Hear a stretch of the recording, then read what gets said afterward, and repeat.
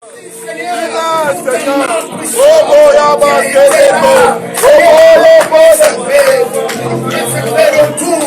nous préserver de la chute, pour nous préserver de la mort, pour nous préserver, Seigneur, de la catastrophe. Oh, Dieu, reçois la gloire, reçois la gloire. Merci, tu m'as délivré. Merci pour traverser la catastrophe. Je te loue, Seigneur, ce matin.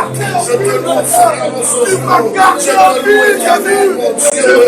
Oh, tu es merveilleux, Seigneur. Tu es merveilleux, Yahweh. Laisse-moi exprimer mon amour. Laisse-moi exprimer ma reconnaissance. Laisse-moi exprimer ma gratitude. Avec toi, oh Dieu. Alléluia. Alléluia. Merci Seigneur pour la vie, Jésus. Alléluia, alléluia. Merci Seigneur pour tout. Merci Papa pour ta bonté.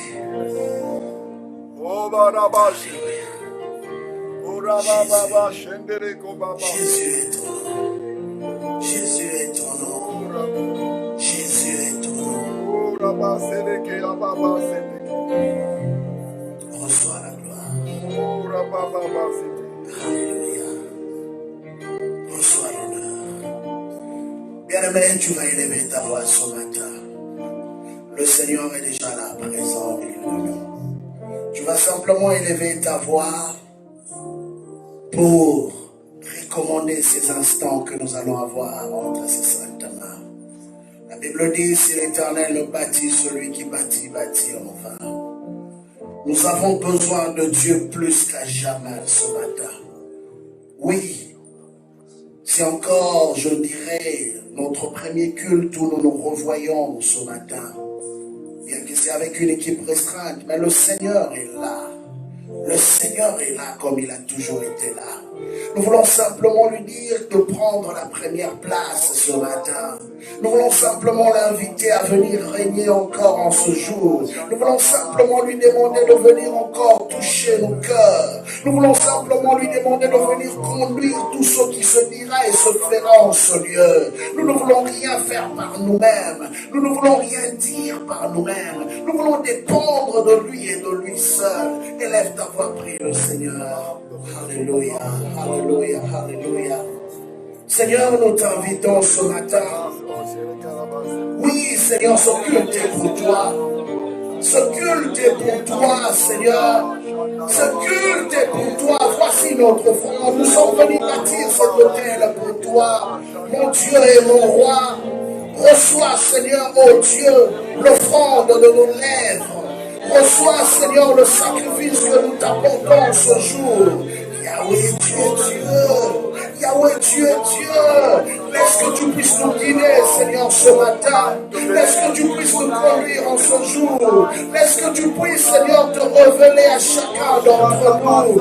Puisque nous sommes venus au-devant de toi, Seigneur. Oh, règne, Seigneur. Règne ce matin. Règne, Seigneur. Nous ne voulons rien faire par nous-mêmes. Nous ne voulons rien dire par nous-mêmes. Saint-Esprit, nous avons besoin de toi, Seigneur. Nous avons besoin de ta présence, Seigneur. Nous voulons, oh Dieu, être conduits par toi. Nous voulons, Seigneur, être guidés par toi. Nous voulons, Seigneur, être touchés par toi. Nous voulons, Seigneur, expérimenter encore une nouvelle chose. Alléluia. Ce matin, Seigneur, oh Dieu, nos cœurs sont tournés, Seigneur, vers toi. Nos cœurs sont tournés vers toi. C'est toi et toi seul qui mérite notre adoration. C'est toi et toi seul, Seigneur Père, qui mérite de régner, Seigneur, oh Dieu, en ce lieu. Viens, Seigneur, révéler ta gloire. Viens, Seigneur, révéler ta puissance.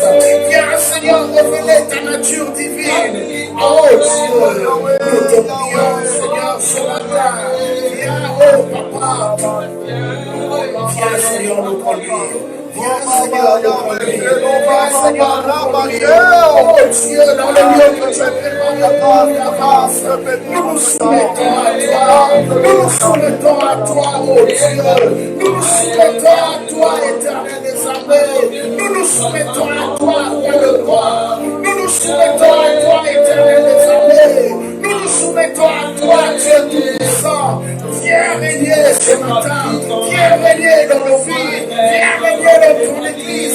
Viens régner ce matin. Viens régner, Seigneur, oh Dieu. Toi seul mérite, Seigneur, oh Dieu, notre Père, cette louange et cette adoration. Et prends le contrôle, Seigneur.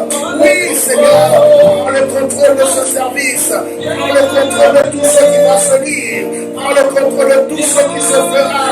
Prends le contrôle de tout ce que, oh Dieu, Père, ton peuple, Seigneur, se prépare, Seigneur, de t'offrir, de déposer sur ton autel. Seigneur, tu sois reçu, Seigneur, comme un papa devant l'heure. Alléluia, alléluia, alléluia. Seigneur, nous voici.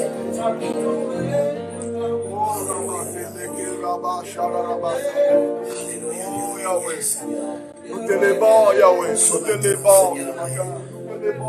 Ce matin, Nous t'élevons à notre vie, à vos belles grâces. Nous te rendons grâce, Seigneur, pour tout ce que tu fais.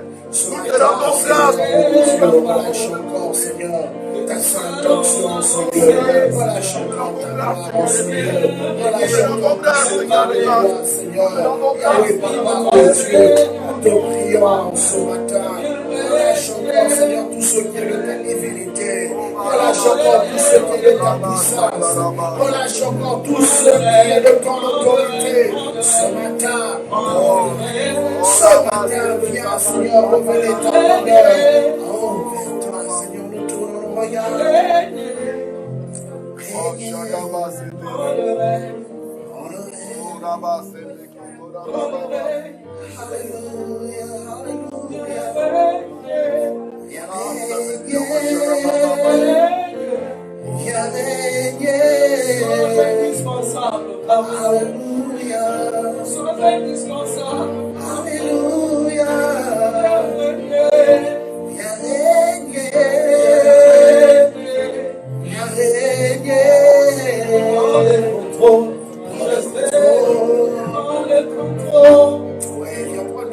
Seigneur, ce matin.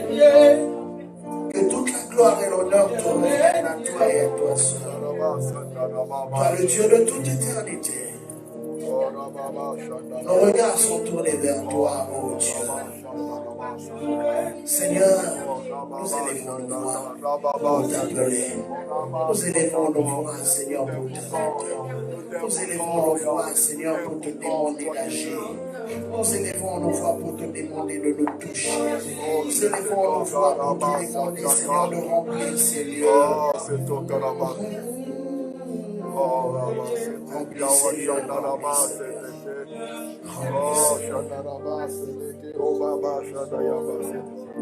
Oh, Père grand, sois élevé, sois magnifié, sois honoré, oh Père grand. Je t'honore parce que tu es Seigneur. Mon âme va venir pour ta grâce, c'est toi qui es Dieu, c'est toi qui es Seigneur. On va garder encore, et on va garder encore. Mon âme de Dieu, merci. Merci pour la grâce. Merci pour la grâce.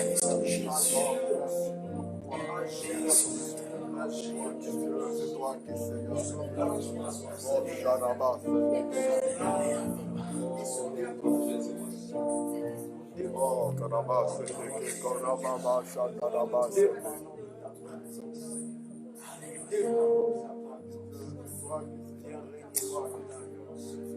Jésus, nous te couronnons. Nous te proclamons roi,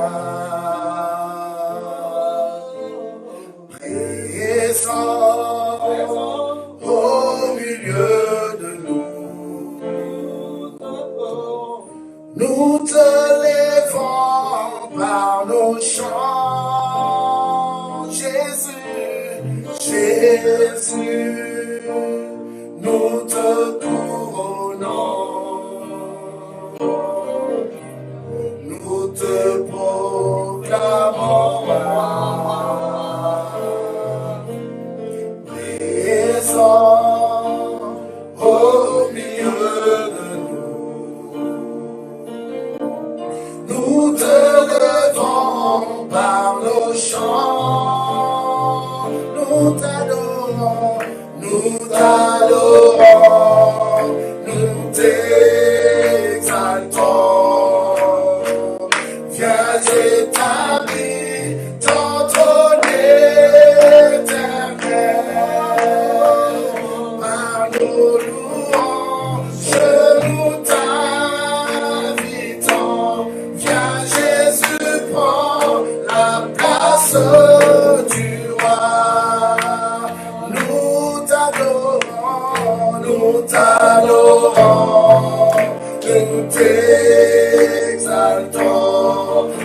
Jésus, viens établir ton trône éternel.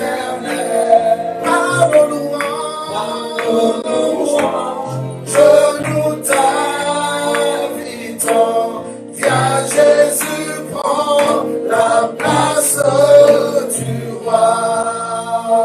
Jésus, Jésus, nous te couronnons. Nous te proclamons roi. Présent au milieu de nous te levons par nos chants. Nous t'adorons, nous t'exaltons. Viens Jésus, viens établir ton trône éternel. Par nos louanges, nous t'invitons. Viens Jésus, prends la place du roi. Nous t'adorons, nous t'adorons, nous t'exaltons. Viens Jésus, habite ton trône. Oui, par nos louanges, nous t'invitons.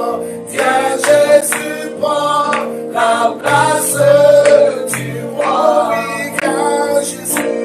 viens Jésus, prends la place. Oh oui, viens Jésus, prends la place. Oui, ce matin, viens Jésus, prends la place du roi. En ce jour, viens Jésus, prends la place du roi. Viens Jésus, prends la place du roi. Alléluia. Seigneur, viens prendre la place du roi. Tu le mérites vraiment, Seigneur, de régner, oh Dieu, au milieu de nous. Yahweh, c'est toi le Dieu que nous exaltons. C'est toi le Dieu que nous célébrons. C'est toi le Dieu que nous bénissons. C'est toi le Dieu que nous adorons. Yahweh règne. Yahweh règne. Yahweh règne.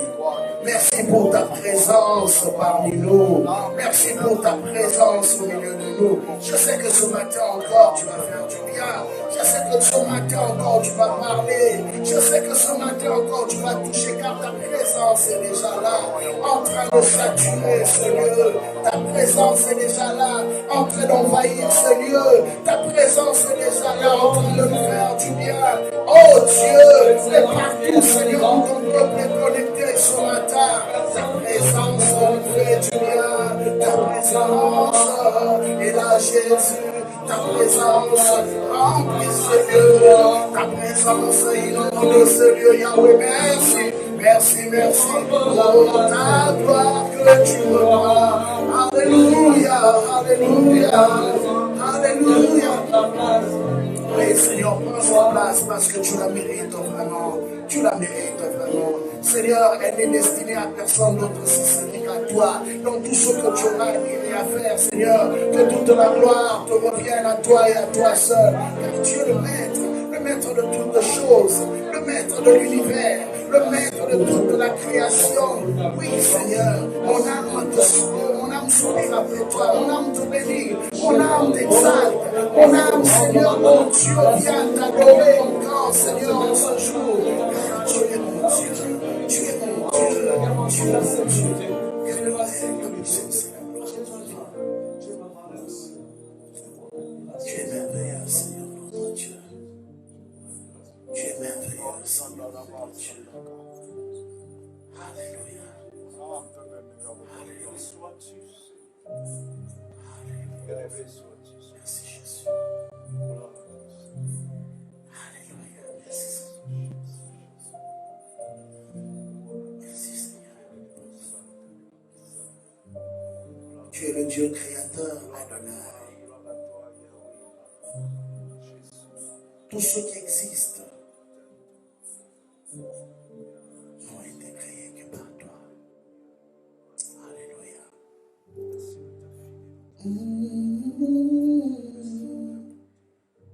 Nous adorons Adonai. Nous adorons El Shaddai. Nous élevons son nom. Nous te louons, Seigneur. Alléluia. Nous adorons Adonai.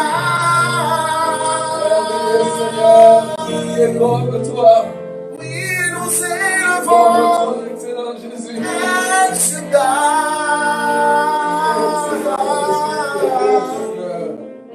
Nous élevons son grand nom. Nous te louons, Seigneur.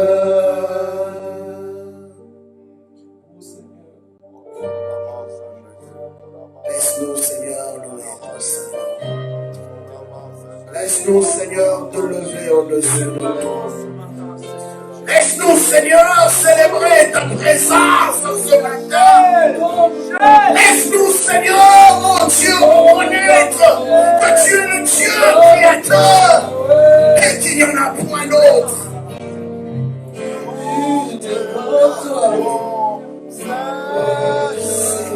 Seigneur, Seigneur. Alléluia. Alléluia. Oh,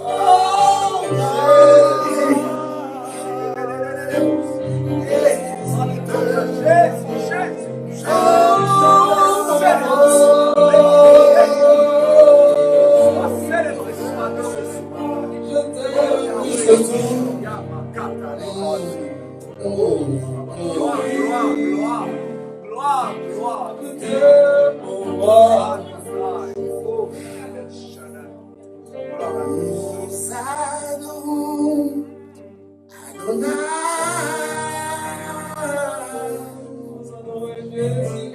Nous adorons El Shaddai. Oui, nous élevons son grand nom.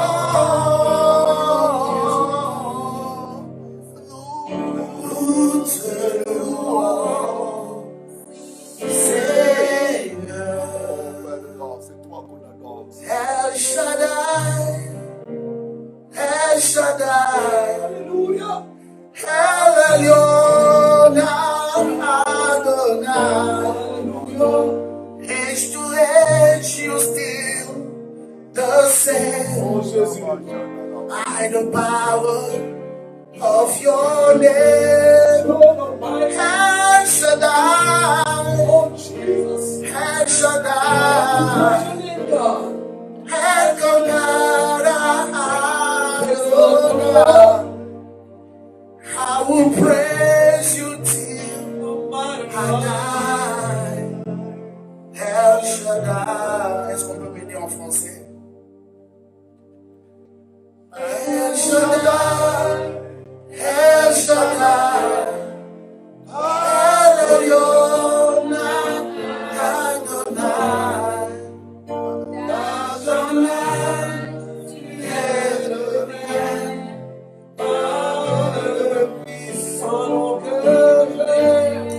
El Shaddai, El Shaddai, El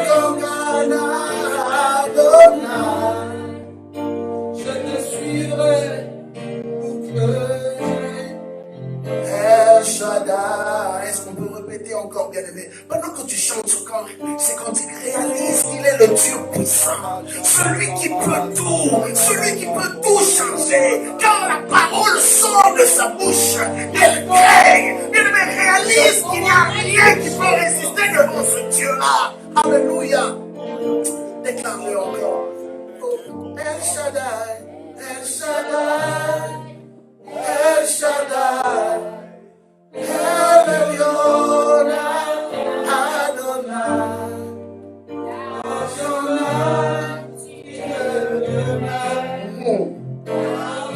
nous son nom que j'aime. El Shaddai, El Shaddai, El Elyon, Adonai, je suis El Shaddai.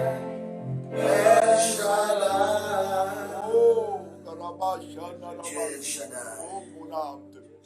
Tu es le Dieu puissant.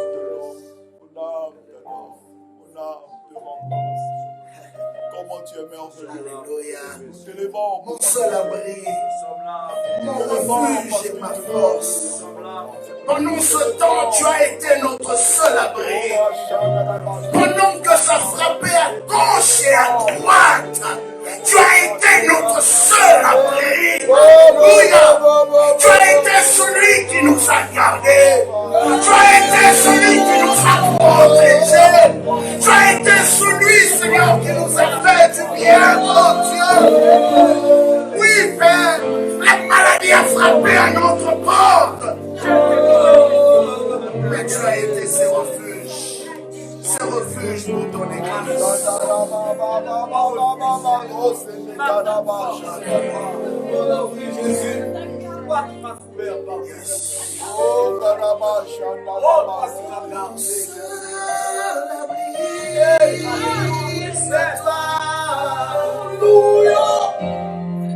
Toujours mon cœur te chantera.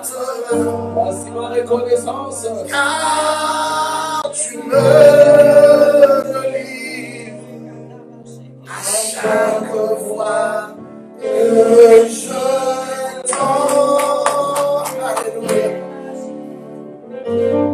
Alléluia, alléluia. Bien-aimé, est-ce que tu réalises qu'il est l'abri de ta vie? Est-ce que tu réalises qu'il est le refuge de ta vie? Est-ce que tu réalises que chaque matin quand tu te réveilles, le protecteur de ta vie, c'est celui que nous sommes venus adorer, c'est celui que nous sommes venus célébrer, celui qui combat pour toi des combats invisibles, à chaque instant, à chaque minute, à chaque seconde. Que cela soit vraiment une prière pour toi, non seulement un cantique, mais une prière devant l'Éternel, ton Dieu. Dis-lui ce matin, Seigneur, je réalise que tu es vraiment mon abri. Tu es mon refuge, ma protection. C'est toi qui me gardes. Même lorsque je suis incapable de voir ce qui se passe autour de moi, je ne crains aucun mal, car tu es là. Car tu es là. Alléluia. Alléluia. Mon seul abri, c'est toi. Toujours mon cœur te chantera, car tu me délivres à chaque fois que je t'entends. Je m'appuie sur toi. Je m'appuie sur toi. Et dans ma faiblesse,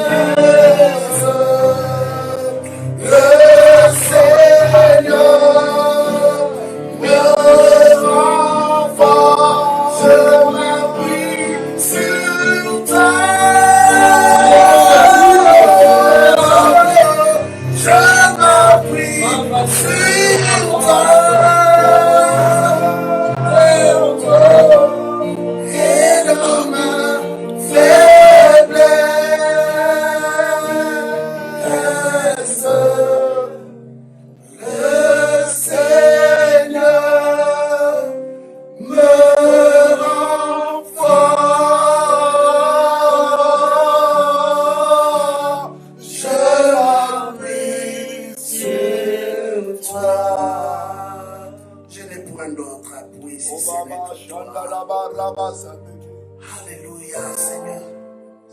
Tu es celui sur qui, Seigneur, nous nous reposons.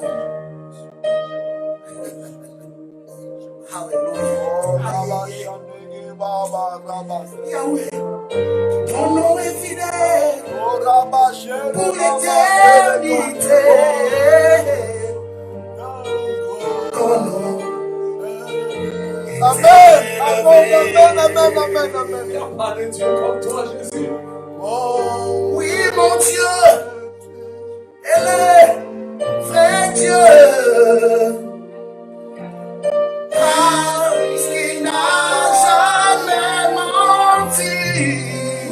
My God. Il est fidèle éternellement. Sa gloire éternelle. Ah, répète-le encore, mon Dieu est le vrai Dieu. Mon Dieu est le vrai Dieu. Parce qu'il n'a jamais menti. Il est fidèle,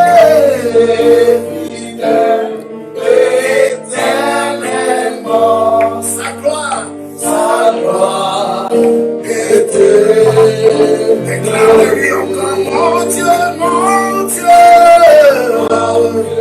est le vrai Dieu. Parce qu'il n'a jamais menti.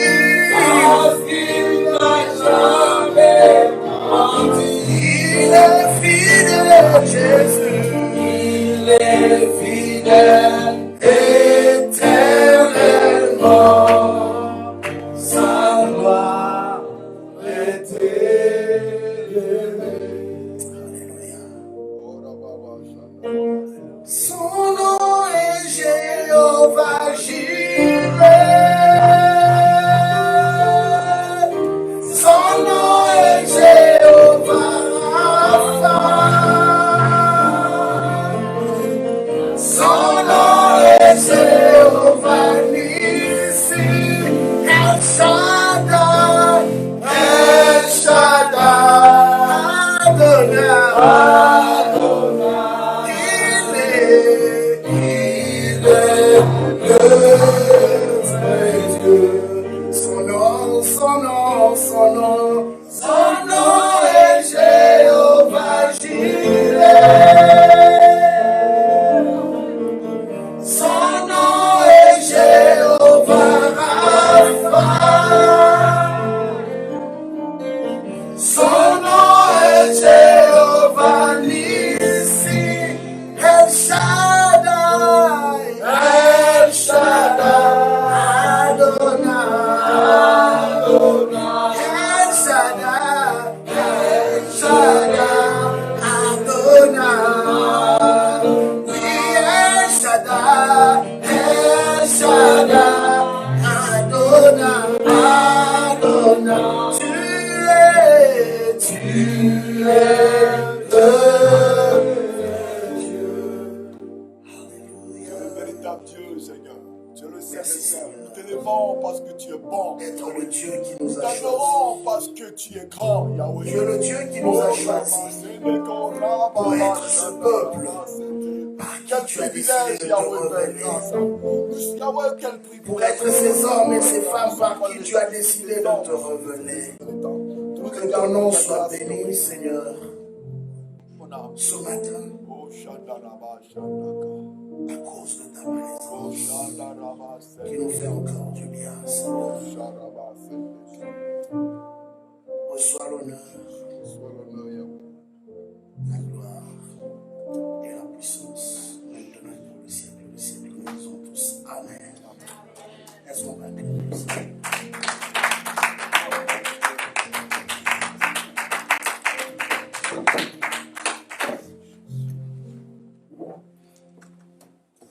Bonjour tout le monde, je nous salue ce matin dans le nom de notre Seigneur Jésus-Christ. Ça fait longtemps qu'il y a des visages que je n'ai pas revus. Il y en a d'autres, ça fait 3 mois, il y en a d'autres 2 mois, il y en a d'autres 1 mois. Et ce matin, c'est vraiment non seulement un privilège, un honneur et une joie de nous retrouver encore dans la présence de notre Dieu, de notre Créateur, qui nous permet de célébrer encore son nom en ce lieu, qui nous permet de nous recueillir, même pour tous ceux qui nous suivent, qui n'ont pas pu être là ce matin, et même ceux qui nous suivent de loin. Le Seigneur est bon pour chacun d'entre nous. Il est le Dieu qui nous aime, qui nous a protégés. Et le plus grand témoignage que tu peux avoir, bien-aimé, c'est d'avoir traversé ce temps, malgré toutes les péripéties qui a frappé le monde. Dieu te permet d'être là ce matin. Et j'aime souvent le répéter comme ça, que quand Dieu te permet de vivre une journée, de vivre un privilège de sa part, c'est un honneur et quelque chose de très important que tu dois saisir pour célébrer et glorifier son saint nom. Voilà pourquoi un homme comme David, qui avait compris que tout ce que Dieu faisait pour lui était important. Bien aimé, je ne sais pas par quoi tu traverses, qu'est-ce que tu vis, mais une chose est vraie. Retiens simplement que tout ce que Dieu fait est bon. Et il ne le fait pas pour rien. Voilà pourquoi un homme comme David pouvait parler à son âme. Et il dit, mon âme bénit l'Éternel et n'oublie aucun de ses bienfaits. Et je crois que tu as eu à être enseigné par le Seigneur durant ces 3 mois de confinement. Aujourd'hui, on rit, c'est devenu l'histoire. Mais ce n'est pas une histoire qui peut faire sourire tout le monde, parce qu'il y en a qui ont connu de pertes, et bon, comme je vous ai dit dimanche passé, moi-même j'en fais partie, des personnes si proches qui sont parties, mais comme on dit, dans toutes les circonstances, dans ma vie chrétienne, ce que j'ai appris à faire avec Dieu, c'est de lui rendre grâce. Parce qu'il y a des choses que l'humain ne peut pas maîtriser. Il y a des choses que l'humain ne peut pas contrôler. C'est seul Dieu qui décide dans sa souveraineté ce qu'il veut faire. Il y en a qui l'a sorti des circonstances terribles. Il y en a qui l'a permis aussi qu'il parte. Il est Dieu. Il a dit à Job, pendant que Job se questionnait, Seigneur, pourquoi tu peux permettre telle chose dans ma vie? Seigneur, j'étais juste. Seigneur, je te servais avec droiture. Pourquoi? Ça peut être une question que quelqu'un se pose ce matin. Mais Dieu a posé la question à Job. Où étais-tu quand j'ai posé les fondements de la terre? Étais-tu là pour me conseiller, moi?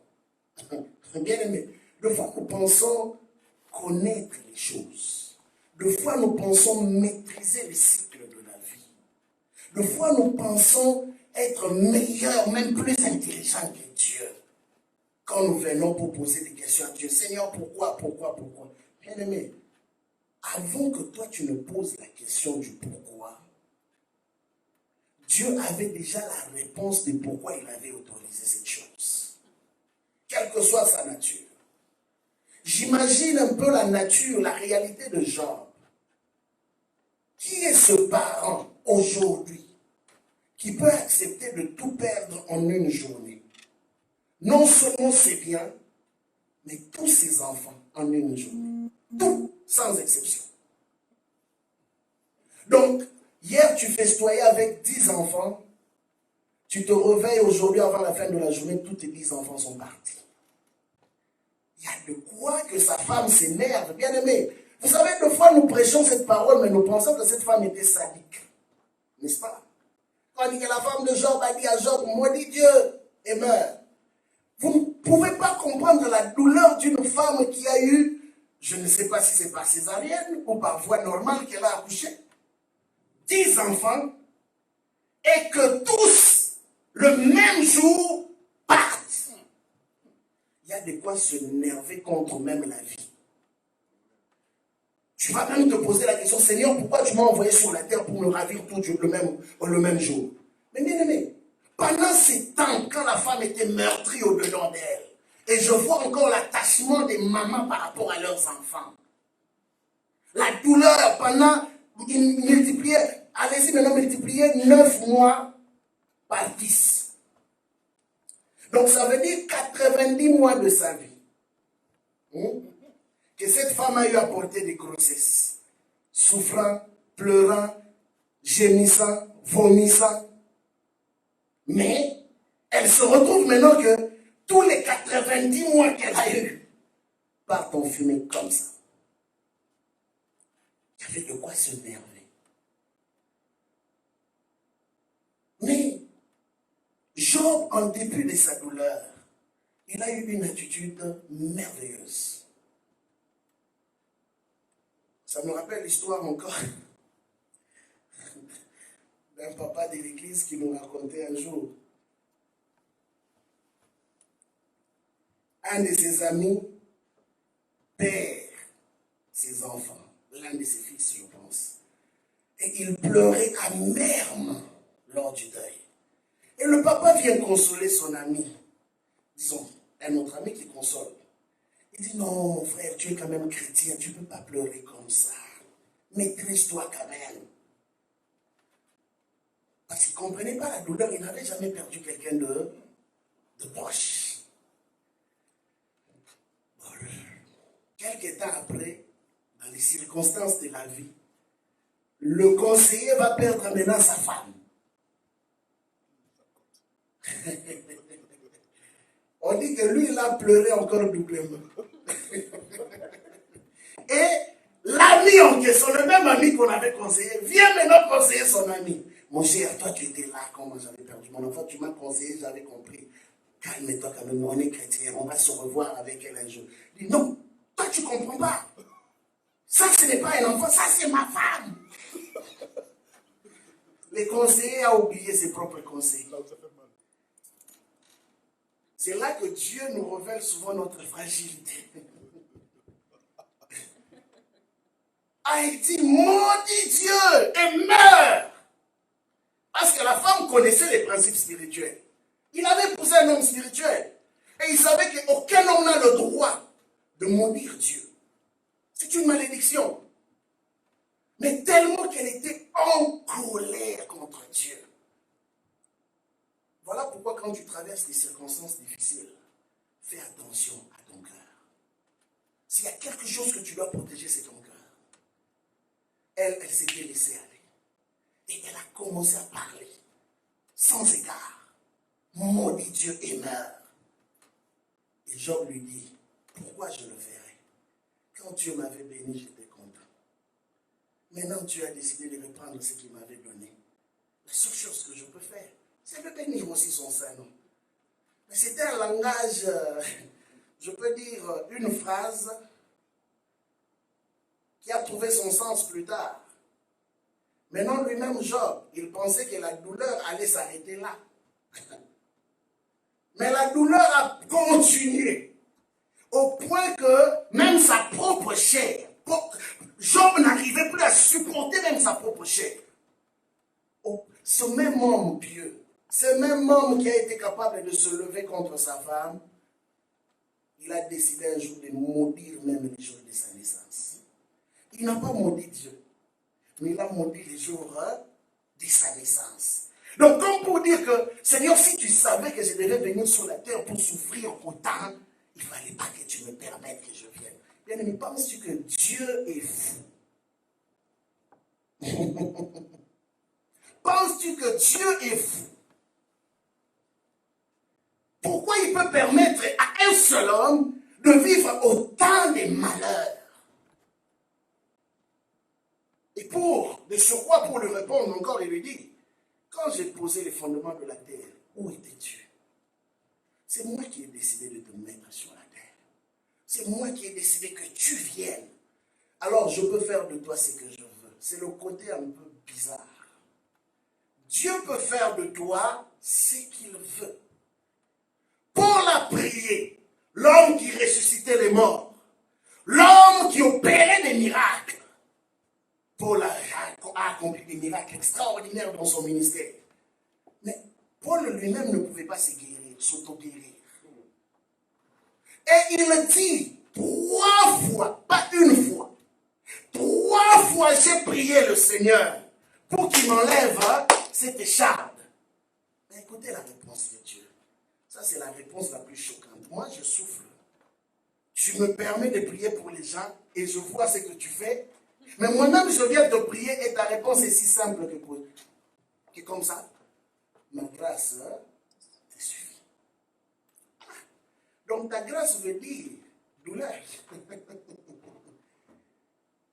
Souvent, quand les gens disent la grâce de Dieu, ils ne comprennent pas la portée de la grâce. Dieu dit à Paul, ma grâce te suffit. Donc, tu t'inquiètes pour des choses qui sont inutiles. Je souffre, mais Dieu trouve cela inutile que j'aille prier. Allez-y un peu comprendre. 3 fois j'ai prié l'Éternel, mais Dieu n'a jamais enlevé cela. Mais Dieu avait une raison. C'est pourquoi je dis que toute question que nous avons, tout pourquoi qu'il y a sur la terre, dans la vie de l'homme, a toujours une réponse dans la bouche de Dieu. Pendant que Paul pensait que c'était une corvée, une punition que Dieu lui donnait, mais la raison de cette écharde, en gros, pourquoi Paul ne pouvait pas être guéri de ce problème-là, c'était pour l'empêcher de tomber dans l'orgueil. Bien-aimé, il y a de ces choses dans la vie que Dieu permet pour nous protéger. Bien qu'elles peuvent être douloureuses. Paul ne comprenait pas pourquoi Dieu pouvait permettre une telle chose. Et vous savez quoi? Ce qui est impressionnant encore, la Bible dit que c'est un ange de Satan qui sufflotait sur son dos. C'est ce que la Bible dit. 2 Corinthiens chapitre 12. Dieu a permis que Paul vive avec un tel problème et mourir avec ce problème. N'avez-vous jamais vu quelqu'un qui guérit d'autres personnes mais lui-même est malade? N'avez-vous jamais vu quelqu'un qui est capable de bénir d'autres vies mais lui-même est dans la souffrance?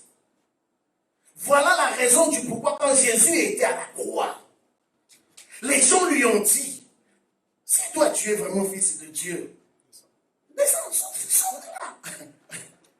Il était capable de ressusciter Lazare. Il était capable d'opérer tant de miracles. La fille de l'autre qu'il a ressuscité, Jairus. Mais comment Jésus, avec toute la puissance que tu as, tu n'es pas capable de dire, hey, clou, sors de mes doigts, de mes mains, et ça sort. Comment? La gloire de Dieu se cache dans les détails. Il y a des choses qui arrivent pour un but. Et je crois que cette maladie de coronavirus, bien que c'est le monde de ténèbres qui est derrière ce projet, mais Dieu a permis, a laissé que cela arrive pour réveiller un homme quelque part, pour réveiller une femme quelque part, pour réveiller une église quelque part, à travailler encore d'une manière plus différente. À comprendre les choses spirituelles encore d'une autre manière. Ce matin, je veux parler, mon terme est simple, le cycle de la vie. Le cycle de la vie. Ça fait 3 dimanches où nous avons parlé sur le mystère de la mort en d'autres termes. Parce qu'il est important que chaque personne soit consciente, qu'un jour, il finira par partir. Souvent, la mort est un problème parce que nous n'avons pas eu assez de temps pour préparer le monde. Je crois qu'aujourd'hui, dans beaucoup de contrées, si on voit un pasteur acheter un terrain de sépulture pour être enterré, lui, sa femme et ses enfants, on va dire que cet homme-là travaille avec des démons, esprit de mort. Voilà pourquoi il a déjà acheté un terrain où il va faire des invocations. C'est ce que les gens diront. Mais ce qui est surprenant dans les Écritures, notre Père dans la foi, Abraham, bien qu'il avait tant de promesses avec Dieu, il a préparé l'avenir de ses enfants, mais en même temps, il a préparé aussi l'ensevelissement ou l'enterrement de ses enfants, de sa femme et de ses enfants. Il avait acheté une terre, et une terre spécifique où on devait l'enterrer, lui, ses femmes et ses enfants. C'était un homme prévoyant. Il savait qu'un jour, il allait mourir. Pour eux, ce n'était pas un sujet tabou de parler de la mort.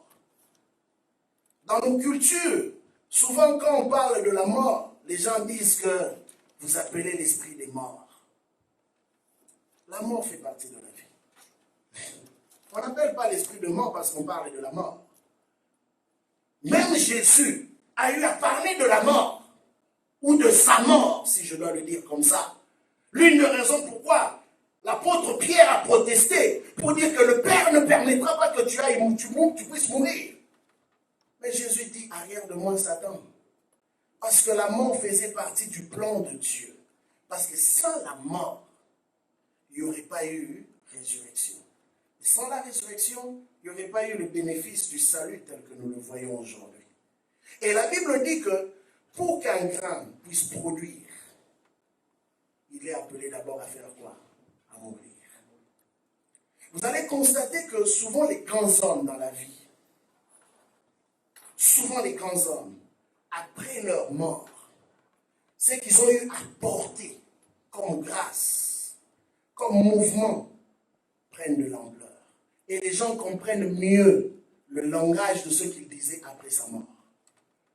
Au temps de Martin Luther King, quand il était en train de parler par rapport à l'égalité et tout le reste, beaucoup de ses contemporains ne comprenaient pas. Voilà pourquoi même les personnes qui l'ont tué, ce sont les frères de sa race. C'est eux qui l'ont trahi. Parce que beaucoup ne comprenaient pas encore son langage. Pour eux, c'était très tôt. Bien aimé, il n'y a aucun homme qui peut dire que ce que tu apportes aujourd'hui est tôt. Les gens ne sont pas encore prêts. Bien aimé, les gens ne seront jamais prêts. Ça, c'est ce que j'ai compris dans la vie. Personne ne sera jamais prêt. Voilà pourquoi par moments Dieu nous surprend. Regardez les hommes que Dieu a appelés dans la Bible. Souvent leur réaction était que Seigneur, je suis jeune. Seigneur, je ne connais pas parler. Seigneur, je ne sais pas parler. Seigneur, je suis incapable. Seigneur, ceci, je suis faible. Mais ce sont ces hommes-là que Dieu a pris, qu'il a utilisés dans son champ, malgré leur faiblesse. Et c'est pourquoi il a dit à l'apôtre Paul, dans le livre de 2 Corinthiens 12 dont on vient de parler, il dit que je me glorifie dans tes faiblesses. Pourquoi? C'est quand tu es faible, c'est alors que tu es fort. La puissance de Dieu ne peut pas se révéler dans la vie d'une personne forte. Parce que tu te suffis à toi-même. Voilà pourquoi je dis encore que jamais un homme ne sera prêt. C'est le Saint-Esprit qui nous aide à être prêts. Parce que tout ce que Dieu te donne dépasse tes capacités. Tout ce que Dieu te donne dépasse ton entendement. Dieu te demande de faire des choses qui sont hors normes. Nous allons lire 2 passages d'entrée de jeu. Proverbe 26, 6 et Matthieu 20, verset 16.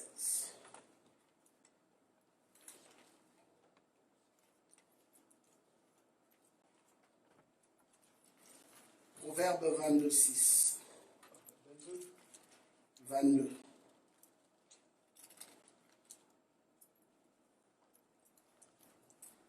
Et Matthieu 20, verset 16. Je vais lire moi-même pour gagner le temps.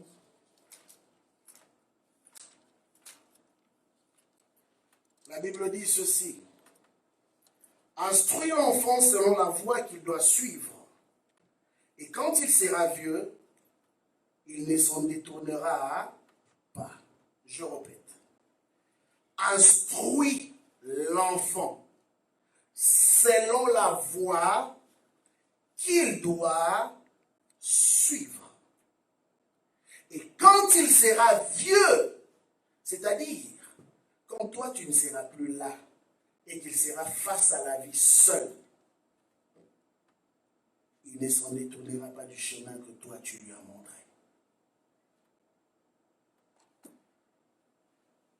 Matthieu 20, verset 16, il nous est dit ceci. Ainsi le dernier seront le premier, et le premier seront le dernier. Ainsi le dernier seront le premier, et le premier seront le dernier. Peu importe de la façon dont tu as commencé la course, le plus important, c'est la façon dont tu termines la course. La vie n'est pas une course à 100 mètres ou à 200 mètres. La vie est un marathon. L'erreur qu'un homme pourrait faire dans la vie, c'est de commencer trop vite. Si tu commences trop vite, tu vas aussi te fatiguer trop vite. Mais si tu commences en suivant le rythme de ton pouls, tu vas remarquer que plus tu vas continuer à courir, tu vas développer de l'endurance et tes poumons seront capables de résister contre toute forme d'étouffement ou de fatigue.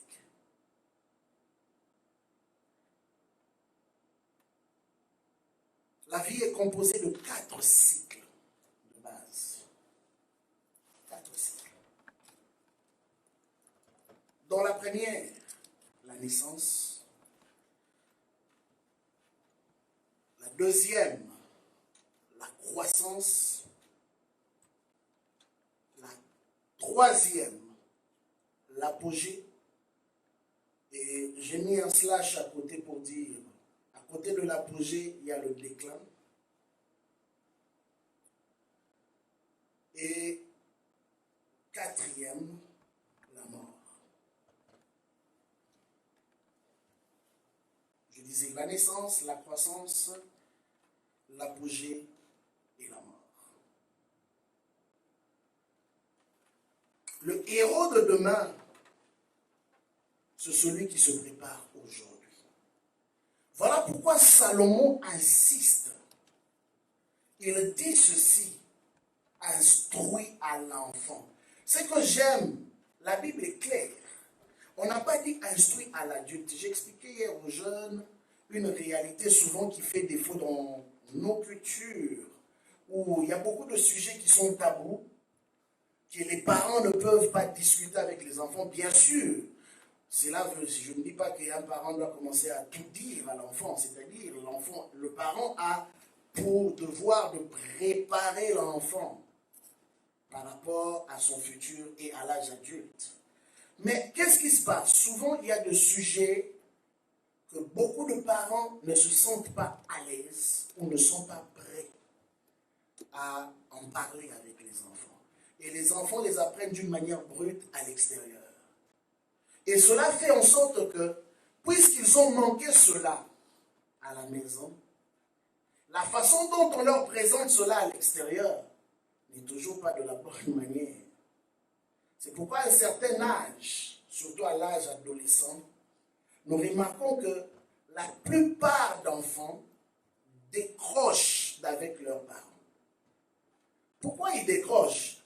La réalité, c'est que les choses qu'ils veulent entendre, ils ne peuvent pas l'entendre de vos bouches. Pourquoi? Parce que vous avez déjà dressé un mur au niveau de votre relation. Alors, ils préfèrent aller écouter des personnes qui peuvent leur parler de ces choses d'une manière plus libre. Et le comble, c'est quoi? À un moment donné, la voix des parents et des enfants finit par se séparer. Mais ici, Salomon donne une parole de sagesse qui te concerne, Église, qui nous concerne aujourd'hui, responsables, parents. Il dit instruis à l'enfant. N'attends pas que l'enfant apprenne les choses de la télévision, des professeurs, des amis à l'extérieur. Mais en tant que parent, tu as le devoir et l'obligation de préparer ton enfant pour un futur meilleur. Souvent, ceux qui ont réussi dans la vie sont ceux qui ont été préparés. L'instruction est la base même de la formation de la vie d'une personne. Certaines personnes ont eu à faire beaucoup d'erreurs, non pas parce qu'ils étaient simplement des mauvaises personnes, mais ils ont eu à faire beaucoup d'erreurs parce qu'ils n'avaient personne pour leur guider. Ils n'avaient personne pour les instruire. Et ils ont été autodidactes.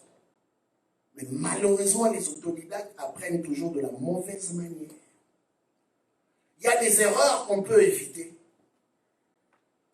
Il y a des catastrophes qu'on peut éviter. Si du moins, on avait l'information.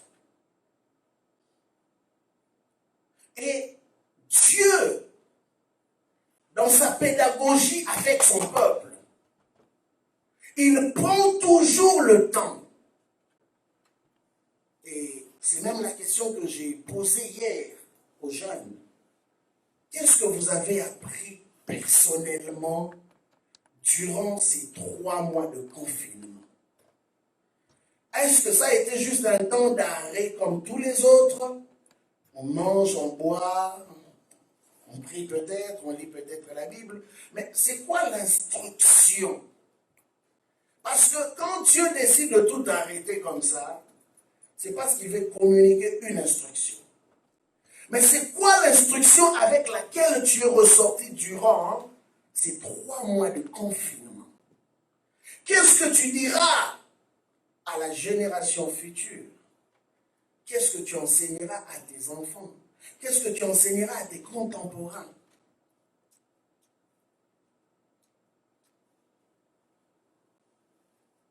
La chose la plus importante, ce ne sont pas les événements qui arrivent. La chose la plus importante dans la vie, c'est l'instruction que nous recevons des événements de la vie. Vous savez, 2 personnes peuvent vivre la même chose, mais réagir de 2 manières différentes. J'ai vu des gens dans la vie qui ont beaucoup souffert, mais qui sont devenus de très bonnes personnes. Parce qu'ils ont décidé de ne pas faire souffrir d'autres, comme eux, ils ont souffert. Mais j'ai vu aussi dans la vie des personnes qui ont souffert, et pour avoir souffert, ils ont décidé de faire souffrir aussi d'autres. C'est 2 personnes, mais avec 2 réactions différentes. Tout dépend de la façon dont tu reçois ton instruction. Alors, de la manière dont Dieu a établi la vie, tout homme est appelé à pouvoir réaliser quelque chose de son passage sur la terre. Je l'ai souvent dit ici, et beaucoup qui m'ont précédé l'ont déjà dit aussi, les plus grandes richesses aujourd'hui sur la terre se trouvent dans les cimetières. Pourquoi dans les cimetières? Parce qu'il y a beaucoup d'hommes qui pouvaient réaliser des très très grandes choses, mais pour n'avoir pas saisi le temps dans lequel la vie, le temps dans lequel leur vie était impartie, ils n'ont pas été capables de donner le meilleur. La vie n'est pas faite des excuses. Ce n'est pas parce qu'il y a eu 3 mois de confinement que tu dis que j'arrête tout. La preuve, c'est que même durant les 3 mois de confinement, pour nous qui sommes ici, nous savons que l'Église ne s'est jamais arrêtée. On a continué à fonctionner. Pourquoi on a continué à fonctionner? Parce que dans la tête, on savait qu'un jour, le confinement allait finir et nous allions passer à une autre étape. Quand quelqu'un, délibérément, décide de tout arrêter, de ne plus rien faire dans la vie, c'est une personne qui a décidé de mourir en lui-même. Et il y a beaucoup de personnes qui sont mortes, parties avec tout ce qu'ils pouvaient faire. Ils n'ont pas été capables de faire bénéficier d'autres des grâces qui étaient en eux. Mais c'est pendant ces temps de confinement que l'Éternel, notre Dieu, a produit tous les miracles que nous avons vus ici. On n'avait même pas besoin de nous déplacer. On a vu des hommes et des femmes assidus à la prière, pleurant devant Dieu. C'est tout un travail que vous étiez en train de faire. Matin, midi, soir. Malgré les occupations, malgré les obligations, les gens étaient là à chercher Dieu. Et nous avons vu ce que Dieu, en retour, a fait au milieu de nous. Simplement pour nous dire ceci, c'est que un homme qui sait où il va, qui connaît la raison de son existence sur la terre, rien ne peut l'arrêter, quelles que soient les circonstances. C'est une personne qui est toujours en train de travailler, même au milieu de la nuit. Parce que dans sa tête, il a un objectif à atteindre. Bien-aimé, Dieu t'a créé pour un objectif précis. Dieu t'a créé pour un but précis. Et c'est important. Quelqu'un m'a posé la question hier. Mais pasteur, comment savoir si tu as une vision ou tu ne l'as pas? Je vais répondre à ça plus tard.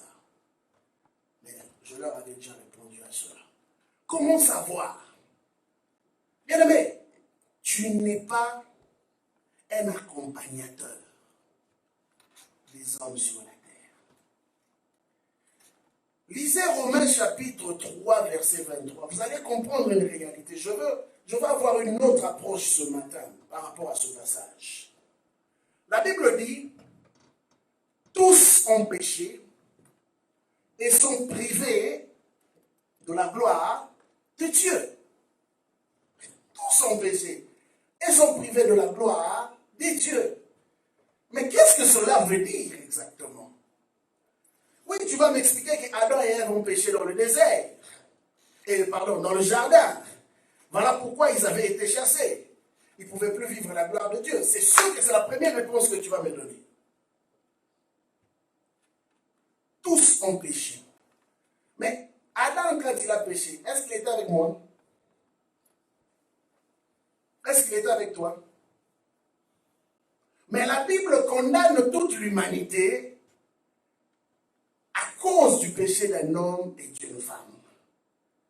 Mais la Bible ajoute, à cause de cela, l'homme est privé de la gloire de Dieu. Ok, je voudrais te dire ce matin une chose. Sais-tu que tout homme a été créé pour vivre la gloire de Dieu? Tout homme a été créé pour vivre la gloire de Dieu. Voilà pourquoi j'ai parlé des 4 étapes. J'ai parlé de la naissance, de la croissance, l'étape où on acquiert de la maturité, de la connaissance. Et il y a, après avoir acquis la connaissance et la maturité, on arrive maintenant à cette étape où on doit vivre les exploits ou les raisons pour lesquelles nous avons été instruits. Pourquoi Dieu te forme? Pourquoi Dieu te parle? Dieu ne te parle pas simplement parce qu'il veut te parler. Dieu te parle parce qu'il te prépare à vivre sa gloire étant sur la terre. Voilà pourquoi David savait qu'il allait partir un jour. David savait qu'il allait mourir un jour. Mais David savait aussi que je n'ai pas le droit de mourir sans avoir vu la gloire de Dieu sur la terre des hommes. Bien-aimé, tu ne peux pas te permettre en étant chrétien, serviteur, servante, vivant la vie chrétienne, sans ambition de vivre la gloire de Dieu sur ta vie ou dans ta vie et te préparer à partir. Non, bien-aimé, ce serait trop facile. L'une des raisons pourquoi Jésus a dit le premier seront le dernier et le dernier seront le premier. C'est-à-dire quoi? Vous savez, souvent, ce sont les dernières personnes, les personnes qu'on prend pendant qu'on était prêt à fermer la porte, qui prennent plus au sérieux. Parce qu'ils savent qu'ils n'ont pas assez de temps. Voilà pourquoi Jésus a donné l'instruction ou l'enseignement, la parabole sur les temps de travail. Les gens qui ont travaillé à la première heure, à la deuxième, à la troisième et à la dernière heure. Mais regardez que ceux qui leur restaient qu'une heure de travail, la Bible dit qu'ils ont tellement bien travaillé qu'on leur a donné le même salaire que ceux qui ont commencé depuis le matin. Ceux qui ont travaillé depuis le matin avaient le temps de se reposer. Ils avaient des breaks. Mais ceux qui ont travaillé à la dernière heure n'avaient pas de break. Ils ont donné leur 100%.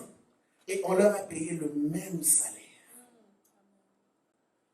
Et les autres irrités disent, mais Seigneur, nous avons plus travaillé. Comment tu leur payes de la même manière que tu nous as payés? Jésus leur dit, non, ce n'est pas de votre sort de me poser ce genre de questions. C'est moi qui décide comment je peux payer quelqu'un. Bien aimé, j'ai toujours dit et je le répéterai toujours, ce n'est pas parce que tu as fait 20 ans, 25 ans dans les Seigneurs que ta couronne au ciel sera plus grande que ceux qui ont commencé ça fait 1 an. La couronne est dépendamment du travail que tu auras fait pour le Seigneur de ton existence sur la terre. Quel est le travail qui t'a été assigné? Et comment tu le fais? Comment tu remplis ta tâche? La gloire de Dieu se révèle auprès de ceux qui prennent au sérieux la tâche qui leur a été assignée.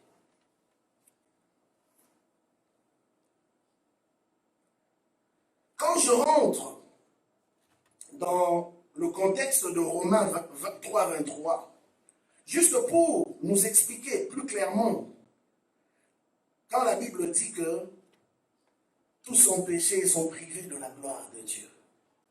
Par définition, quand nous parlons de la privation, c'est le fait d'arracher à quelqu'un le privilège qu'il avait auparavant. C'est-à-dire qu'au départ, tu avais des privilèges. Mais après, pour n'avoir pas respecté des clauses par rapport à ces privilèges-là t'ont été retirés. C'est ça la privation. C'est-à-dire, privation d'accès, des possibilités ou encore des avantages. Quelqu'un qui avait des avantages, mais qui se voit où ces avantages lui ont été complètement retirés. Pour n'avoir pas respecté certaines clauses, Dieu est un Dieu travailleur qui attend de voir une église des hommes et des femmes consciencieux par rapport au travail. Je ne sais peut-être pas demain où est-ce que Dieu t'emmènera. Mais une chose que je sais, Dieu est en train de t'emmener quelque part. Mais pour que tu arrives à cet endroit-là, tout va dépendre de comment tu travailles aujourd'hui. Bien aimé, personne qui n'a vécu la gloire dans sa vie, c'était simplement parce qu'il a dormi, il s'est réveillé comme ça et la gloire est tombée. Il a dû payer un prix. Il a dû payer un prix. Je parlais ici dimanche d'un ami, d'une personne qui était très proche à moi, que j'ai vu mourir à fleur d'âge. Mais quelqu'un qui avait des promesses. En fait, c'est la partie la plus choquante dans cette histoire.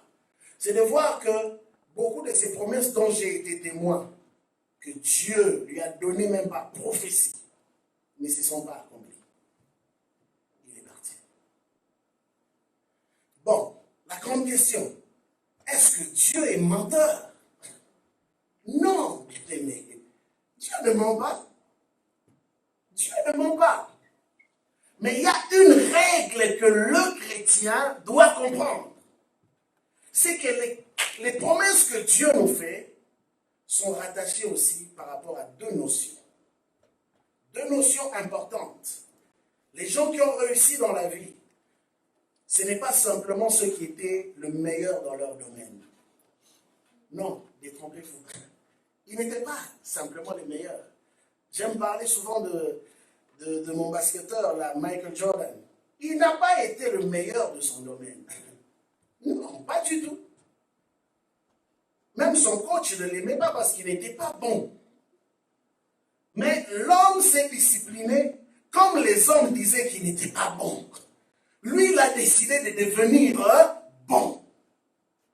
C'est pour dire que ceux qui ont réussi dans la vie ou dans certains domaines n'ont pas toujours été le meilleur dans leur domaine. Moïse n'était pas le meilleur orateur qui puisse exister.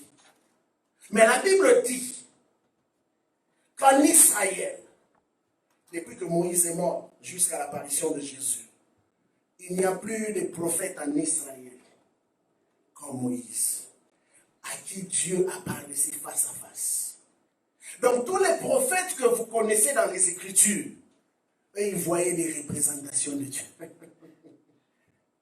tous, sans exception. Le seul qui voyait Dieu laisser son trône et descendre pour rencontrer un homme, c'était Moïse.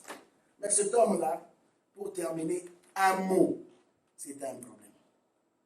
Parce qu'il était bec. Ce n'était pas le meilleur orateur. Non, pas du tout.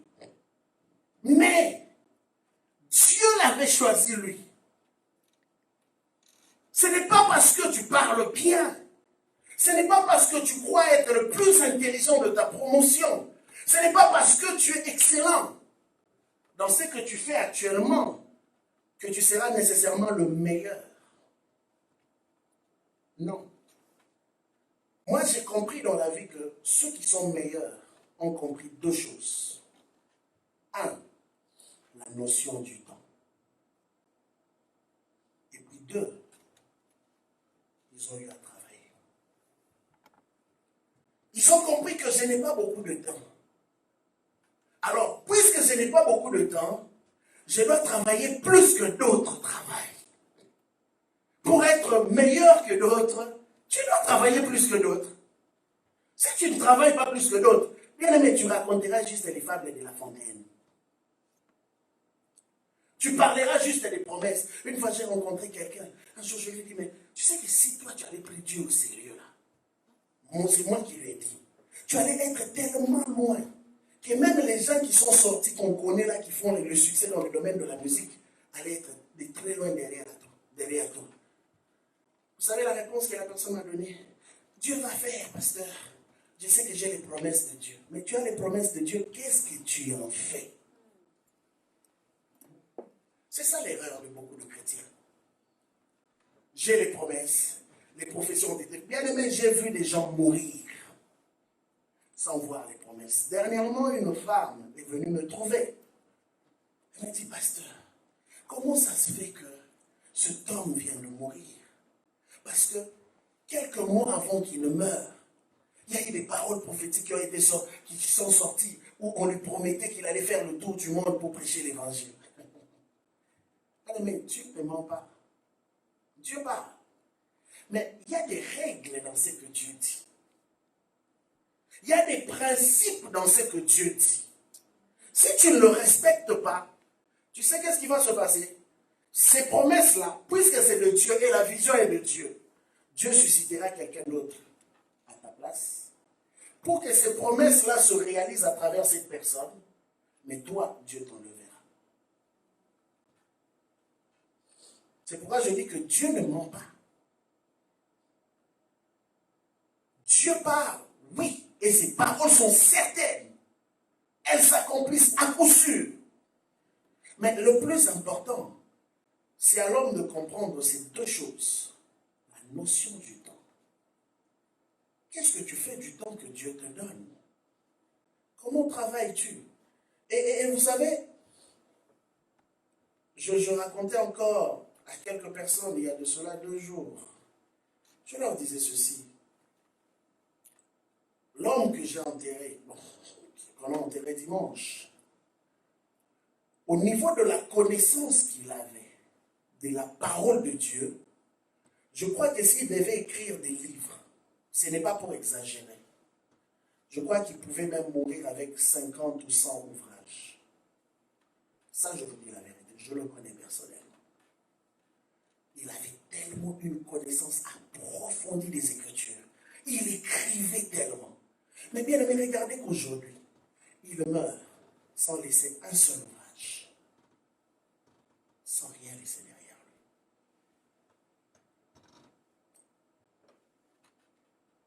Bien aimé, le cycle de la vie, c'est comme une flèche qui part, mais qui ne revient pas. Quand il part, il ne revient pas. Voilà pourquoi, à chaque jour que Dieu te donne, tu dois apprendre à les utiliser à bon escient. Beaucoup dans l'église de Dieu sont passés à côté de beaucoup de choses, simplement parce qu'ils n'ont pas compris, un, la notion du temps, et de deux, ils n'ont pas eu à travailler. Vous imaginez que Jésus arrive devant Jérusalem. Jérusalem, la ville pleine de promesses. C'est comme aujourd'hui. Tu vas me dire que Dieu a parlé pour le temple de Dieu. C'est bon, Dieu a dit. Mais bien aimé, moi je ne me fie pas simplement à ce que Dieu dit. Je prends ce que Dieu dit et je me dis où est ma part. Qu'est-ce que je dois faire pour moi pour pouvoir atteindre ce que Dieu a dit. C'est souvent ça qui fait que les gens méprennent même les prophéties. Oh, depuis qu'on a commencé à prophétiser, rien n'arrive. Non. Est-ce que les hommes ont travaillé par rapport à la prophétie? Ne faites pas de Dieu un diseur de bonne aventure. Dieu parle, certes, mais c'est quoi la part de l'homme par rapport à cela? Beaucoup sont passés à côté. Jésus se tient devant Jérusalem et Jésus dit, oh Jérusalem, Jérusalem, si seulement tu avais connu l'heure de ta visitation. Et je sais que pendant ces 3 mois de confinement, il y a beaucoup de gens qui ont été visités par Dieu. La visitation de Dieu, on appelle ça visitation. Mais vous savez que quelqu'un qui te visite ne reste pas. De par même le mot. Quelqu'un qui te visite est appelé à partir. Mais comment tu peux faire d'un visiteur quelqu'un qui va demeurer et rester avec toi? Hein? Beaucoup manger. C'est le secret d'Abraham. Abraham a vu des visiteurs, mais il n'a pas voulu que les visiteurs là soient des passants. Beaucoup ont été visités par Dieu, mais Dieu a fini par passer. Or, il a dit ceci, si vous demeurez en moi, et que mes paroles demeurent en vous, c'est 2 choses. Vous, vous demeurez en lui, et que ses paroles demeurent en vous. Non seulement tout ce que vous demanderez, il va le faire, mais lui et le Père viendront faire leur habitation en toi. Vous serez comme une seule personne. C'est ce que le Seigneur veut. Que cette parole qu'il t'a donnée ne soit pas simplement une parole vide, mais qu'elle devienne une réalité. Eh bien, mais il y a une étude que j'ai faite, je veux conclure par là, qui a suscité beaucoup qui a retenu beaucoup mon attention.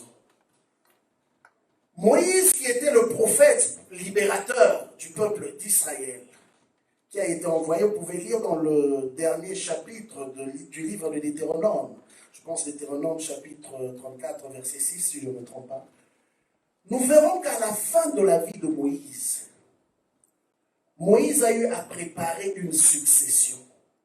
Celui qui devait le succéder, c'était la personne de qui? De Josué. Et la Bible dit que Moïse imposa ses mains sur Josué. Mais quand je regarde comment Moïse fonctionnait de son vivant, pendant les 40 ans, À chaque fois que Moïse allait dans la présence de Dieu, même quand les anciens n'étaient pas là, Josué était toujours là. Donc Josué a été témoin de la gloire, de la visitation de Dieu.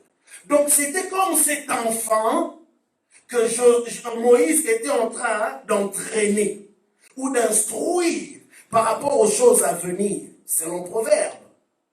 Voilà pourquoi Josué ne s'en est jamais détourné de cette voie. Parce qu'il voyait la gloire. Parce qu'il entendait la voix de Dieu. Il voyait les tonnerres, des éclairs. Il était habitué à ces choses. C'est pourquoi même quand les Israélites se sont détournés, les espions ont dit que non, nous allons mourir. Josué a eu une attitude différente, lui et Caleb. Mais Josué, je parle particulièrement de Josué. Pourquoi? Parce que c'était un homme qui avait eu une expérience personnelle avec Dieu. On l'avait formé pour cela. C'est pourquoi quand Moïse est mort, la seule personne qui a eu à goûter à la même dimension de gloire que Moïse, c'était Josué. Ce n'était même pas les anciens. Voilà pourquoi Dieu ne pouvait que confier la mission à Josué. Mais vous savez ce qui m'a surpris en lisant les Écritures? Je me suis rendu compte que Josué, lui, n'a pas préparé un successeur. Lui, on l'a préparé pour succéder à Moïse. Mais lui, Josué, n'a préparé personne. La Bible nous dit dans le dernier chapitre du livre de Josué que même au soir de sa vie, pendant qu'il s'apprêtait à mourir, il a convoqué les anciens, il a convoqué tout le peuple. Et il a commencé à exhorter tout le peuple. De la même manière, tous les anciens, tous les peuples, il les exhortait pour leur dire combien ils devaient s'attacher à Dieu. Mais il n'avait jamais présenté un homme. Il n'avait jamais fait le transfert de la grâce qui était sur lui, sur un homme qui devait assurer la suite. Et qu'est-ce qui s'est passé? La Bible dit, pendant qu'il parlait, à la fin, il leur donne un choix. Il leur dit, faites un choix, soit de vous attacher à Dieu ou de vous attacher au faux Dieu. Mais moi, je vous conseille de vous attacher à Dieu parce que souvenez-vous de tout ce que Dieu a eu à faire pour vous. Mais, je peux le dire comme ça, un côté quand même que je trouvais un peu égoïste dans son speech. C'est souvent ce passage que nous mettons dans nos maisons. Moi et ma maison, nous servirons l'Éternel. Un leader. Objectif d'un leader, c'est d'assurer une progéniture après lui, une succession. Il a garanti la protection de sa maison, mais il a laissé le peuple à leur propre choix. Lisez bien le dernier chapitre du livre de Josué. Mais il dit, moi et ma maison, nous servirons l'Éternel. Pour vous, faites le choix que vous voulez. Je vous rappelle ce que Dieu a fait pour vous. Détachez-vous de Dieu. Oui, l'exhortation a été bonne. Mais Josué n'a pas assuré la progéniture. Et la Bible dit qu'après tout ce grand speech, Josué est mort. Et quelques temps après, tous les anciens qui travaillaient avec lui aussi sont morts. Mais ce qui est choquant, écoutez maintenant ce que dit la Bible.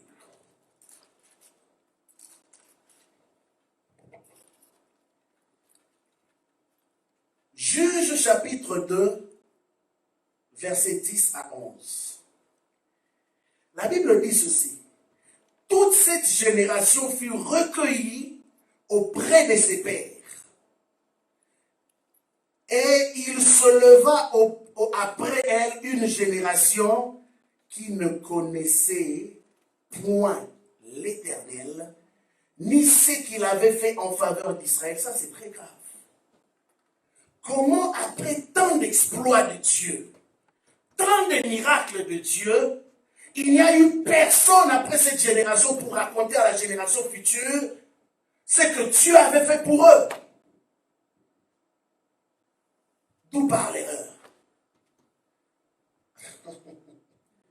D'où part l'erreur?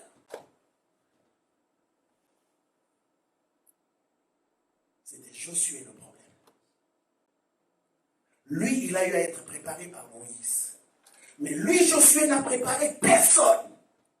Voilà pourquoi quand il est mort avec sa génération, ils sont partis avec toutes leurs connaissances. C'est ça, de fois, le côté égoïste qui nous fait manquer à la grâce de Dieu. Bien aimé, il y a un livre qui n'est pas si long, qui n'a que 21 chapitres. Mais vous allez constater que dans ces 21 chapitres, il y a eu 14 leaders qui se sont levés. Le livre des juges. Il y a eu 14 juges. Pourquoi? Parce que tous ces hommes-là s'est débrouillés. Ils faisaient du mieux qu'ils pouvaient. Mais nous voyons beaucoup d'erreurs aussi dans la vie de ces hommes. C'est pourquoi leur succès, leur durée était trop courte. Un livre de 21 chapitres, mais 14 leaders. On en parlera un autre jour. Et c'est souvent ça le problème. Quand nous retrouvons dans nos églises des parents qui ne préparent pas leurs enfants pour le futur. Des pasteurs qui ne préparent pas leurs églises pour le futur. Bien aimé, c'est comme si nous prêchions dans le désert. Bien aimé, si toi tu as un talent, si tu as un don, c'est que Dieu attend de toi. C'est de t'assurer que demain ou après-demain, si je ne suis pas là, il faut qu'il y ait quelqu'un qui assure. Qui prépares-tu après?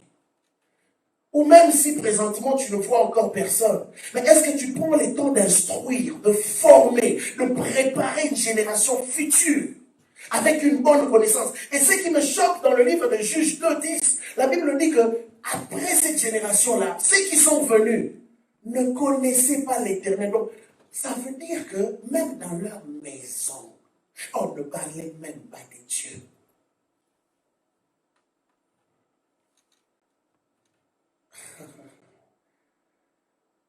C'est pourquoi vous voyez des gens, de foi, qui sont dans un éternel recommencement. Parce qu'ils ne prennent pas le temps. Vous savez, j'ouvre peut-être cette parenthèse. Souvent, la souffrance dans nos pays d'origine est due à cela. Nos politiques ne préparent pas la génération future. Ils cachent même des informations. Ils s'assurent que lui va prendre tout l'argent qui est dans la caisse de l'État. Comme ça, quand il meurt, ceux qui vont venir vont souffrir. Et lui sera plein aux as en train de vivre tranquillement. Et chaque gouvernement qui vient est dans un éternel recommencement. Ça, c'est un esprit diabolique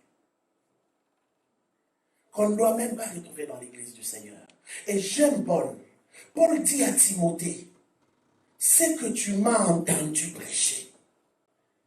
C'est que tu m'as entendu prêcher ou enseigner. Toi aussi, enseigne-le aux hommes fidèles.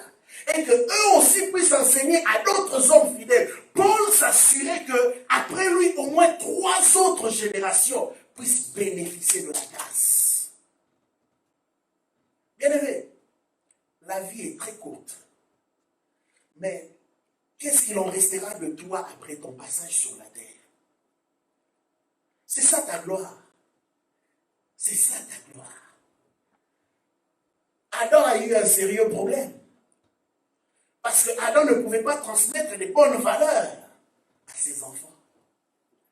Vous vous imaginez que même l'adoration, Adam ne pouvait pas apprendre à ses enfants comment adorer Dieu. Waouh! Parce que lui-même avait perdu la gloire. Et c'est un qu'on a appelé Enoch, qui est celui qui a ramené l'adoration.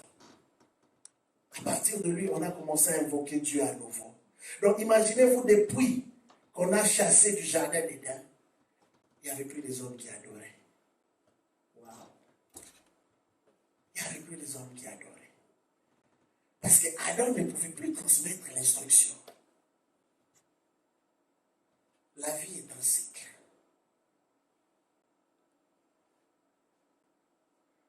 Et un homme intelligent, un homme sage, est celui qui sait que je ne suis pas appelé à vivre éternellement.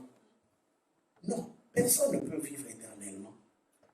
Mais au moins, chaque personne a le devoir de donner le meilleur de lui pour s'assurer que après moi, il y aura plus de fruits. Vous savez, quand Dieu dit que chaque personne sera jugée selon le fruit du travail qu'il aura abattu, et c'est sérieux, bien-aimé, c'est sérieux.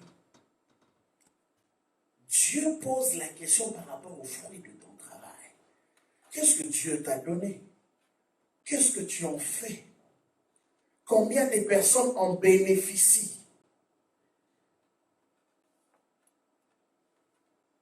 Combien de personnes?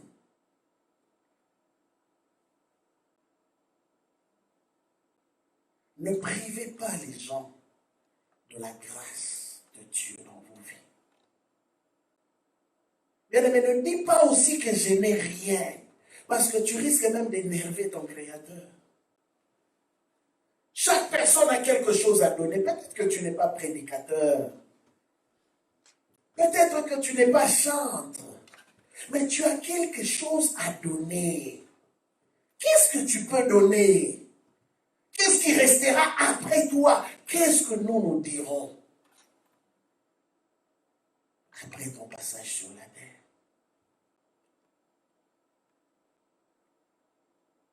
Qu'est-ce qu'on dira? Josué est un grand leader, un vaillant guerrier. Mais Josué n'a rien laissé après lui. Bien aimé, j'étais choqué pendant que je faisais cette étude. Je n'ai jamais réalisé ça. Que Josué n'a pas eu à laisser une génération, une succession après lui. Et ce passage qu'on a souvent répété, mais le Seigneur m'a fait voir ça d'une autre manière.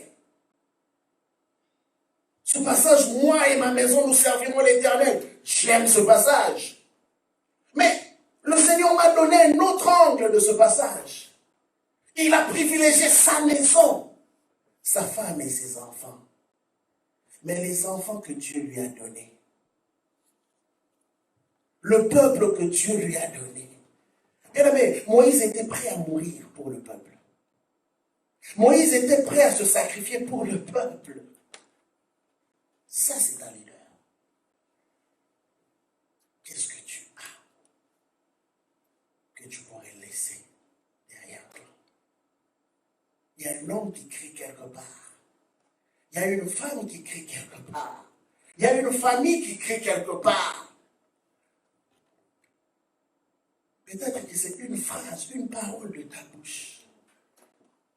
Peut-être qu'il y en a d'autres qui ont simplement été appelés à avoir des organismes à but non lucratif pour aider les gens. Et à partir de là, l'évangile entre. Il y en a qui sont appelés, peut-être les entreprises qu'ils créent deviennent une bénédiction pour des familles entières. Il y en a aussi, par leurs chansons, des vies seront délivrées. Il y en a aussi par leur prédication, des vies seront délivrées. Par leur talent. Qu'est-ce que tu laisseras après toi?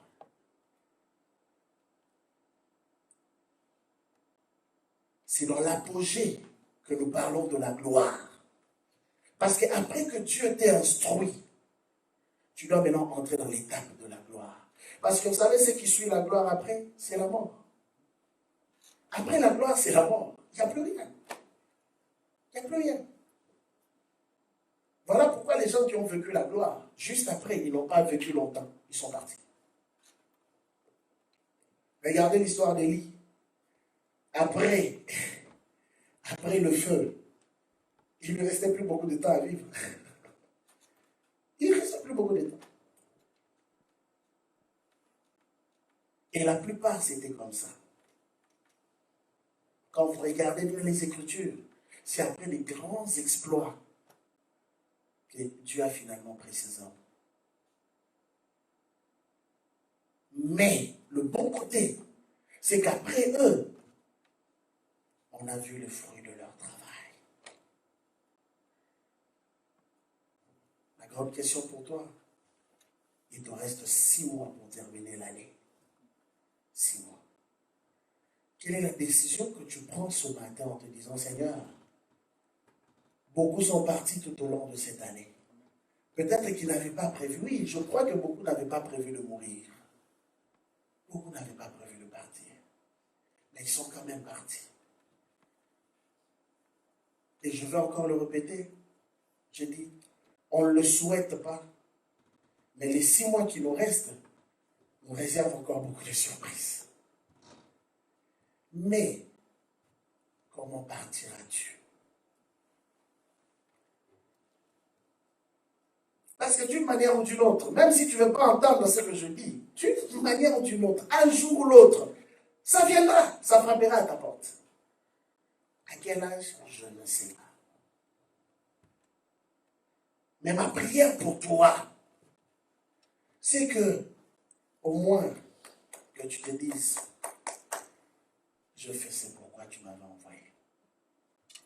Ces derniers temps, j'insiste beaucoup là-dessus. Peut-être que je me répète, mais je sais que Dieu te parle. Dieu veut que tu te lèves pour faire le travail.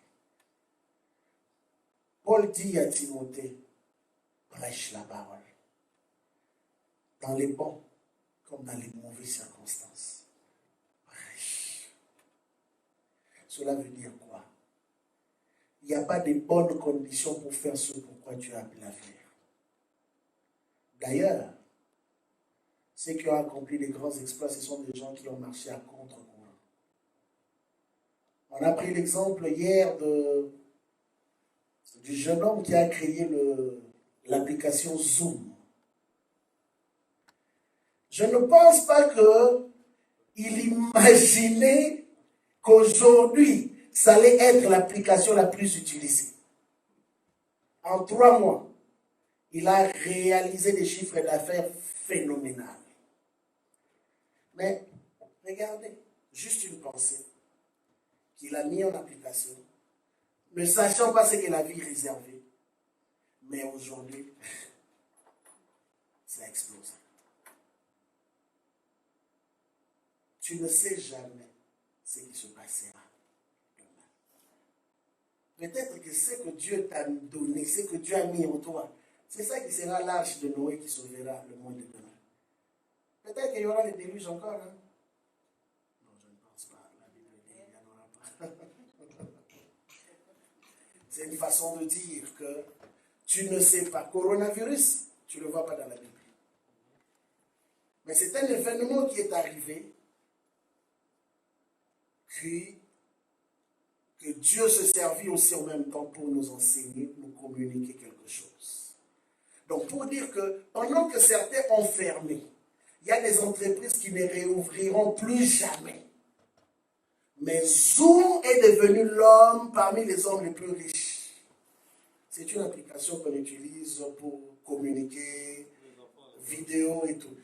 Au début, c'était banal. Banal. Mais en l'espace de quelques semaines, pendant les 3 mois de confinement, c'est l'application la plus utilisée. Mais c'est parce qu'il y a eu un homme qui avait pensé à ça. Pense à ce que tu vas faire. La vie ne t'attendra pas. Fais ce que tu dois faire et fais-le bien. C'est ça le plus important.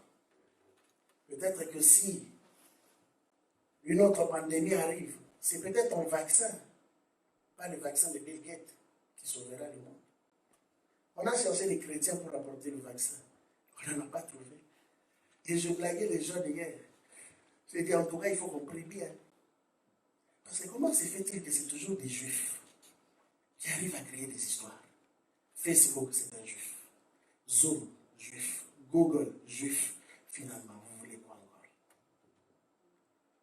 Où sont les chrétiens? Où sont-ils?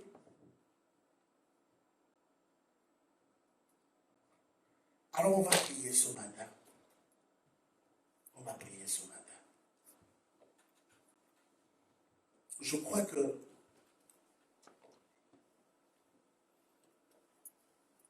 du plus profond de mon cœur, Dieu a parlé à nos cœurs en ce jour. N'attends pas demain. N'attends pas demain. C'est maintenant et jamais. Si tu ne connais pas encore, prie, prends même le temps de jeûne et de prière. Bien aimé, c'est plus que sérieux ce que je dis. Prends même le temps de jeûne et de prière. Dis au Seigneur, montre-moi ce que tu attends de moi. C'est très important. Qu'est-ce que tu attends de moi? Peut-être que je sers à l'église, mais comment je dois servir différemment? Quelle est la nouvelle formule dans laquelle tu m'attends? Ne continue pas à servir Dieu comme tu servais Dieu avant le confinement. Donne-toi un défi personnel avec Dieu. Comment je dois faire différemment les choses? Dieu te parlera. Alors on va prier. Tu vas fermer tes yeux. Seigneur notre Dieu, nous voulons t'honorer ce matin. Nous voulons te lever en ce jour. Nous voulons te bénir parce que je sais que tu as parlé ce matin à ton peuple. Éternel, donne à ton peuple de travailler par rapport à l'appel que tu as placé en chacun et à comprendre que le temps nous est imparti, à pouvoir se lever, à pouvoir donner le maximum. Seigneur, pour les prédicateurs, à travailler encore plus dans la connaissance des Écritures pour nous donner la meilleure nourriture. Pour les chantres, à travailler leurs dons et leurs talents pour donner le meilleur. Les protocoles, à être encore, Seigneur, ô Dieu, Père, de ceux qui donnent le meilleur service possible. Des intercesseurs, Seigneur, à se lever encore dans la prière. Éternel, toute personne que tu as appelée ingénieur, ô Père, médecin, avocat, préposé, infirmier, infirmière, Seigneur, quel que soit le domaine, professeur dans lequel tu as appelé, Seigneur, tes enfants, je prie qu'une onction particulière accompagne tes enfants. Je prie qu'une grâce particulière les accompagne et donne-leur une nouvelle force. Seigneur, qu'ils puissent travailler d'une manière différente. Je les bénis ce matin au nom puissant de Jésus que nous avons ainsi prié. Amen.